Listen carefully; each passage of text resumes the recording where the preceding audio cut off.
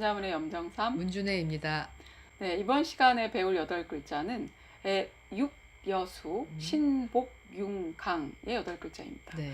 자, 이제 문준혜 선생님께서 한 글자씩 음과 훈을 설명해 주시고 네. 구절풀이를 먼저 간단하게 해주시겠습니다. 네.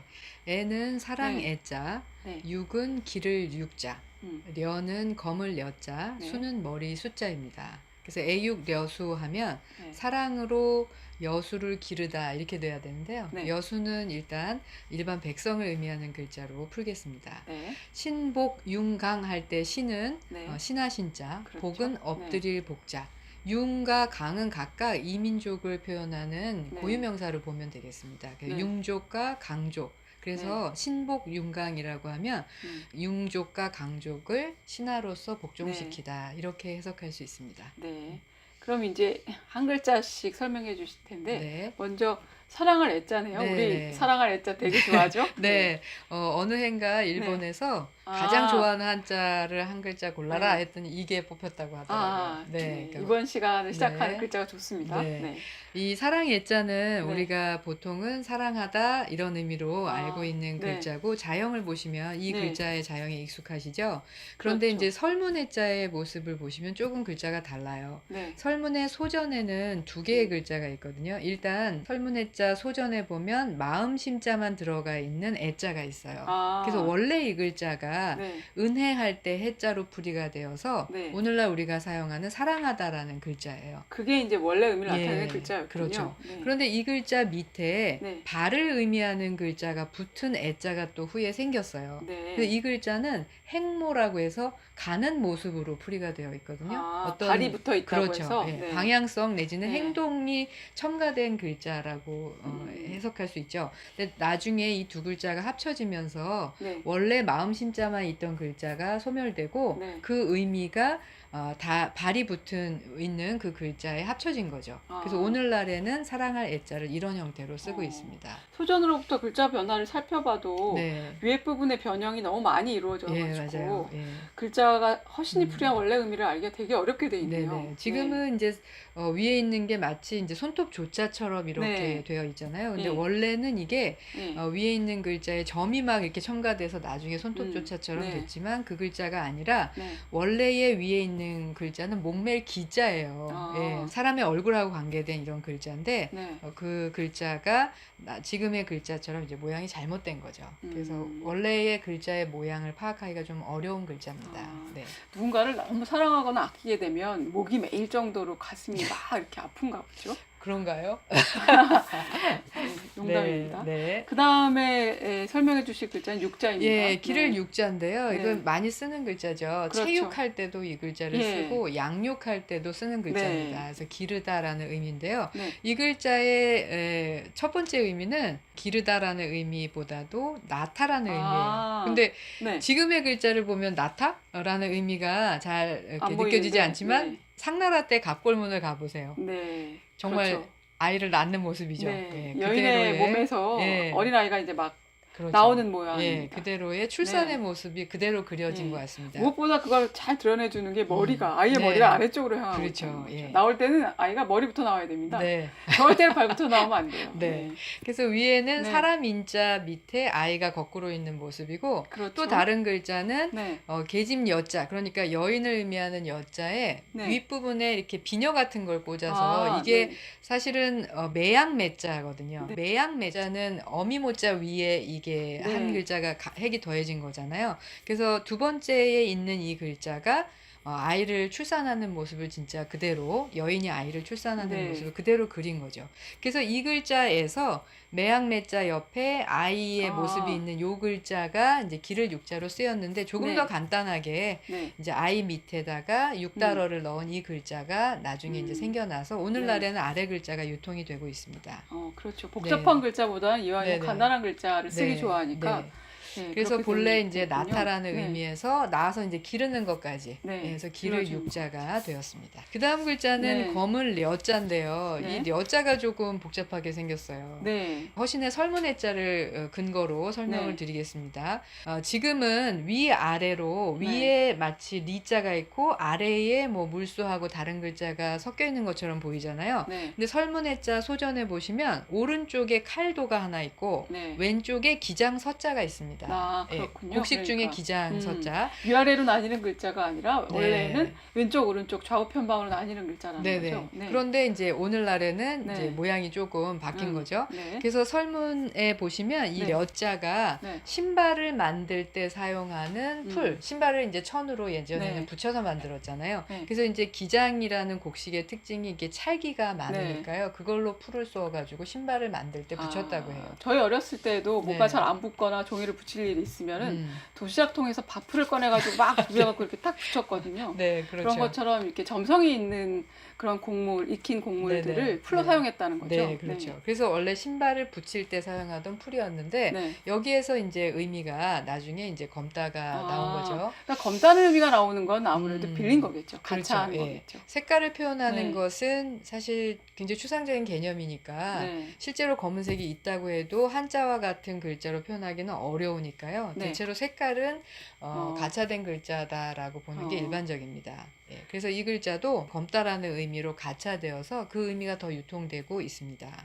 그 다음 글자 숫자를 한번 네. 설명해 주실까요? 숫자는 네, 저희가 지난 이제 14강에서 음. 길도자를 배우셨는데 음, 길도자에 보면 머리가 들어가 있잖아요. 그렇죠. 그 그거랑 글자죠. 같은 부분이 예. 바로 요 숫자인 것 같습니다. 그렇죠. 맞죠? 예, 네. 이 숫자는 머리 숫자인데요. 네. 그럼 누구의 머리였느냐? 네. 사람의 머리냐? 누구의 네. 머리냐? 근데 앞에 갑골문에 가보시면 이게 누구의 머리일까요?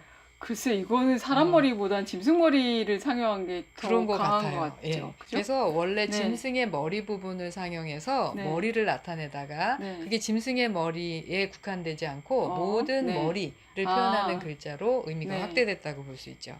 그렇군요. 네, 그래서 이거는 머리 숫자가 되겠습니다. 그럼 앞에 글자랑 연결해서 여수 예. 그럼 검은 머리란 뜻이 그렇죠. 되는데 검은 머리예요. 예, 뭔가 검은 머리라는 거 말고 네. 어떤 뜻으로 새기는 게 좋은 예, 예. 건가요? 그래서 단순한 네. 색깔이 머리 색깔이 검다 이렇게 해석하면 오해가 되는 거고요. 네. 원래 옛날에는 이제 벼슬을 하는 사람들, 관직에 네. 있는 사람들은 다 관을 썼다고 해요. 모자를 쓰고 다녔고 벼슬이 없는 사람들, 네. 일반 사람들만 머리에 모자를 안 쓴 거죠. 그러니까 검은색 머리가 그대로 네. 드러나는 거죠. 드러나는 노출되는 거죠. 어. 그럼 그런 사람들은 일반 사람인 거예요. 평민. 그런 예, 거네요. 그래서 여수라는 의미가 네. 일반 백성을 의미하는 네. 단어로 사용되고 있습니다. 예전 어른들이 검은 머리 짐승이라고 하는 말로 인간을 이제 표현할 때가 있었는데 네, 딱 그거죠. 검은 네. 머리라고 하는 게 려수고 네, 려수로 사실 사람을? 일반 사람들을 지칭하는 그렇죠. 말이 되는 거죠. 네. 네. 네. 그다음 글자가 신자입니다. 예. 신자는 이제 보기만 해도 바로 눈이 탁 들어오는데요. 네. 근데 맞아요? 눈이 네. 눈목자하고 비슷하게 보이시죠? 네. 그런데 눈이 조금 이렇게 편안하지가 않지 않습니까? 아 예. 그런가요? 예, 눈이 발딱 서 있는데 이렇게. 그래서 네. 신하들은 네. 임금을 정면으로 눈을 이렇게 마주 볼 수가 없고요. 예전에는 네. 고개를 숙이고 그 상태에서 임금을 봐야 되니까 아, 눈만 치켜 뜬 거죠. 그렇게 되나요? 그래서 네. 이 글자는 눈이 이렇게 네. 세로로 이렇게 네. 떠 있는 모습을 이제 과장되게 표현해가지고 네. 신하 신자를 만들었다 이렇게 볼 수 있습니다. 어쩌면은 네. 이렇게 고개를 이렇게 숙이고 있으려면 눈이 이렇게 돼 있어야 되는데 네, 네. 이렇게 그리면 네. 조금 이상하니까 음, 그냥 약간 세워 그린 것이 따름이 아닐까요? 네. 어쨌거나 이거는 분명한 눈의 모양이다. 네네. 어, 예, 그런데 그렇게 왜 볼 수 눈이 있- 신하냐? 네, 그렇죠. 예, 신하가 될 수 있는 것은 이제 고개를 숙인 채로 임금을 아. 보기 위해서 네. 그 약간의 변형이 가해진 눈이다 이렇게 볼 수 있겠습니다. 네. 지난 시간에 배웠던 백성민자. 음. 네. 그때도 그렇죠. 역시 눈이 네, 등장하는 눈이었어요. 거죠. 그때는 눈을 네. 어떤 도구를 이용해서 찔러서 노예로 이제, 만들었다는 장님을 뜻이었는데 만드는 역시 그런 글자. 이제 이렇게 피통치 계급들이 뭐로 상영되는지 이런 것들은 굉장히 연관되는 부분도 있고 재미도 있습니다. 네. 그죠?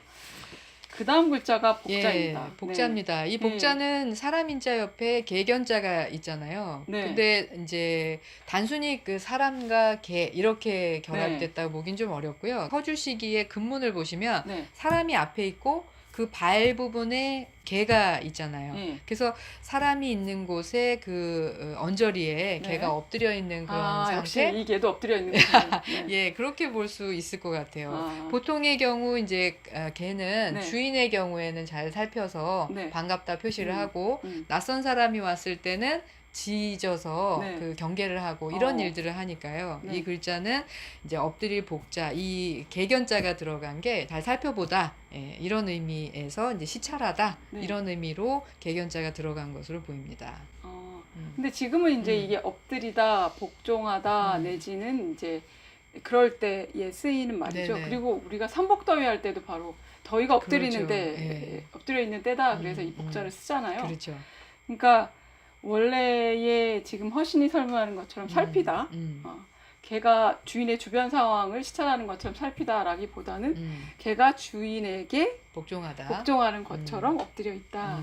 이런 의미가 더 일반적으로 사실은 더 많이 쓰이는 그 의미인 거죠. 사람들에게 받아들여지지 않았을까 네네. 추측이 됩니다. 그래서 엎드리다 해서 네. 순종하다, 굴복하다 이런 네. 의미로까지 네. 쓰이고 있습니다. 그 다음에 융자를 설명해 주실까요? 예, 이 융자는 네. 오른쪽에 있는 창과자는 우리가 여러 글자에서 하고 확인했었고요. 과자는 지금 계속 등장하고 있어서 이제는 보시면은 네. 이거는 무기다라고 하는 네. 걸 짐작하실 수 있을 그렇죠. 겁니다. 근데 그 아래에 이제 열십자가 약간 이제 좀 비스듬하게 있는 것처럼 보이는 요게 뭔가가 이제 문제인데요. 그렇죠. 이것을 옛날 글자를 탐구해 보니까 이게 이제 갑자, 네. 갑옷이라고 할 때의 그 갑자, 갑을 명정할 네. 때. 근데 그게 예전에는 네. 방패를 표현하는 글자였거든요. 그렇죠. 일종의 무기, 갑옷이라고 할 수도 있고 네. 몸을 막아주는 방패일 수도 있고요. 네. 그래서 어쨌든 이 글자는 창과 방패가 있어요. 다 무기인 거죠. 그렇죠. 그러니까 전쟁에서 사용하는 네. 이런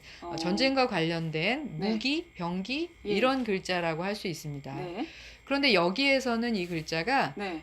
오랑캐 융자라고 해가지고 네. 중국에서 고대에 네. 중국 민족을 제외한 주변의 이민족들을 네. 오랑캐라는 이름을 붙였고 네. 그리고 지역에 따라서 이제 부르는 이름이 다 중국 달랐거든요. 사람들은 뭐 본인들이 살고 있는 곳이 가운데고 네. 거기를 중심으로 해서 동서남북으로 다 오랑캐들이 둘러싸고 있다라고 생각해서 가깝게 붙여준 이름이 있죠. 그렇죠. 동쪽에 있는 오랑캐는 이 해가지고 네. 동이 이렇게 동이. 표현하고요. 남쪽에 있는 오랑캐는 남만 해서 네. 만이라는 글자를 쓰고 북쪽에 있는 오랑캐는 북적 해가지고 네. 적이라고 하고요. 쓰고. 서쪽에 있는 오랑캐를 융이라고 합니다. 융이라고 서융. 하는군요. 예, 예. 네. 그래서 이 글자가 이제 오랑캐 융인데 오랑캐라는 건 너무 중국 중심적인 표현이니까요. 네. 이제 이민족, 예. 중국 민족을 제외한 다른 네. 민족이라고 중국과는 다른 표현하는 게 민족들이다라고. 좋겠습니다.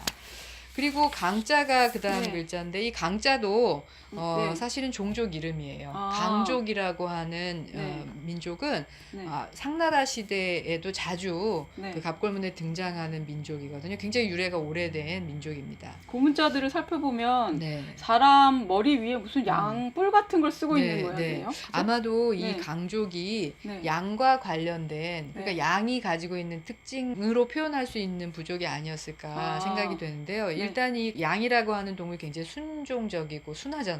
그렇죠. 예, 그래서 강족이 대체로 갑골문에 보시면 네. 전쟁에서 패하는 쪽이 강족이 많아요. 아. 그리고 대규모로 네. 포로로 잡혀와가지고 때때로는 강족을 사람 제물로 바칠까요? 이런 무서운 갑골문도 등장하거든요. 그래서 굉장히 유순한 부족이 아니었을까. 그래서 양양자로 그 사용해서 부족의 이름을 표현한 것일 수도 있겠다 하는 생각도 들고요. 상대 갑골문을 보면 그래서 네. 여기 강자 옆에 목 부분에 이제 줄도 이렇게 길게 늘어지고 거기에 무슨 사슬 같은 것도 매달려 있고 그렇죠. 하는 게 대체로 전쟁에서 포로로 잡혔기 때문인가요? 포로의 모습을 표현하는 네. 글자처럼 해석이 될 수 있겠죠.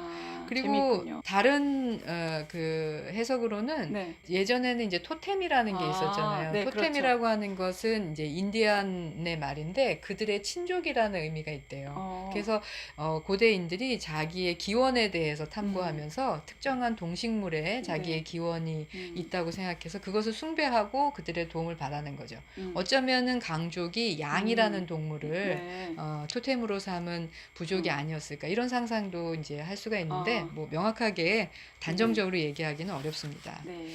글자 강자까지 배우셨는데요. 네네. 자, 이번 시간에 배운 8글자, 네. 그 애육, 여수, 신복, 융, 강에 대해서 네네. 전체적으로 구절을 좀 자세히 설명해 예, 주실까요? 앞에서 한번 설명을 했지만 네. 다시 한번 좀 자세하게 이제 해석을 해보면 네. 애육이라는 건 사랑으로 기르는 거죠. 그렇죠. 여수라고 하는 것은 일반 백성이라고 했으니까요. 네. 사랑으로 일반 백성들을 기른다고 해석할 수가 있고 네. 신복 윤강이라는 건 윤강은 이민족이지 않습니까? 중국 그렇죠. 입장에서 예. 오랑캐들을 복이라는 건 복종시킨다는 의미고요. 네. 신은 신하로 복종시키다로 해석할 수 있으니까 네. 이 두 개의 구절은 네.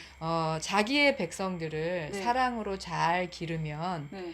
멀리 있는 주변의 이민족들도 네. 신하로 복종을 한다. 예. 예, 그러니까 굉장히 고대 이제 중국의 유교 중심적인 이제 정치 사상 네. 그런 것들을 잘 표현해 준 글자가 아닐까, 문장이 아닐까 생각이 됩니다. 네. 그렇군요. 네.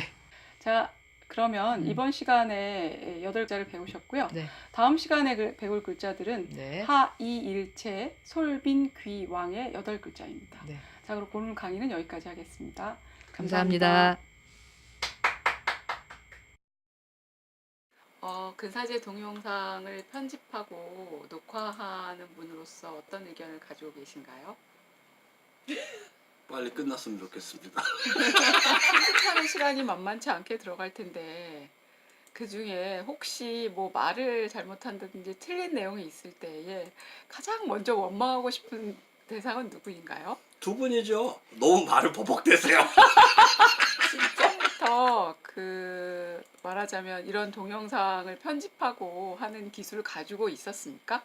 없었습니다. 어, 절 믿고 하신 게 저는 대단합니다. 네, 갈수록 연문천자문의 편집 기술이 나날이 좋아지고 있는데 무슨 특별한 비법이라도 있나요? 타고난 솜씨라고나 할까. 아, 그렇군요. 누군가가 만약에 그런 거에 대한 기술 혹은 어떻게 하고 있는지 노하우에 대해서 알려달라고 한다면 밖으로 그것을 유출하실 그런 의도도 있으십니까? 있습니다. 앞으로 연문천자문에 궁극적으로 바라는 목적이 있다면 어떤 것이 있을까요? 1차적으로는 125강 완강을 목적으로 하고 있습니다. 네. 그게 끝난 다음에는 설문해자도 하고요. 네. 그래서 사실 대학에서 문짝이나 고전문학 같은 것이 강의가 안 이루어지고 있는데 네. 그쪽이 이걸로 해서라도 네. 지식이 퍼졌으면 좋겠습니다. 네. 인터뷰에 응해주셔서 감사합니다. 고맙습니다. 앞으로도 연문천자문을 잘 찍어주시고 편집해주세요. 알겠습니다. 감사합니다. 끝까지 밤을